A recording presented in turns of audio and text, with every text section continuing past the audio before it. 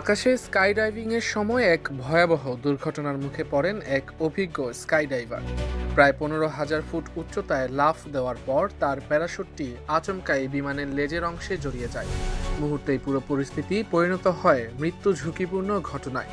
ঘটনাটি ঘটে অস্ট্রেলিয়ার আকাশসীমায়। নির্ধারিত উচ্চতা থেকে লাফ দেওয়ার পর প্যারাশুট খোলার সঙ্গে সঙ্গেই সেটির দড়ি বিমানের পেছনের অংশে আটকে যায়। এতে স্কাই ডাইভারটি একদিকে আকাশে ঝুলে থাকেন, অন্যদিকে বিমানটি সামনে এগোতে থাকায় পরিস্থিতি আরও ভয়াবহ হয়ে ওঠে। প্রত্যক্ষদর্শীদের ভাষ্য অনুযায়ী এই সময় স্কাই ডাইভারটি প্রচণ্ড ঝুঁকির মধ্যে পড়ে যান।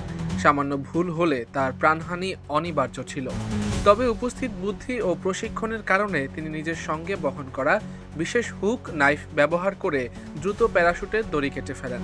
দড়ি কেটে মুক্ত হওয়ার পর তিনি পুনরায় নিয়ন্ত্রিতভাবে নিচের দিকে নামতে সক্ষম হন এবং শেষ পর্যন্ত নিরাপদে ভূমিতে অবতরণ করেন।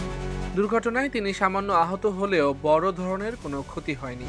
ঘটনার পর বিষয়টি নিয়ে দেশটির ট্রান্সপোর্ট সেফটি কর্তৃপক্ষ তদন্ত শুরু করে।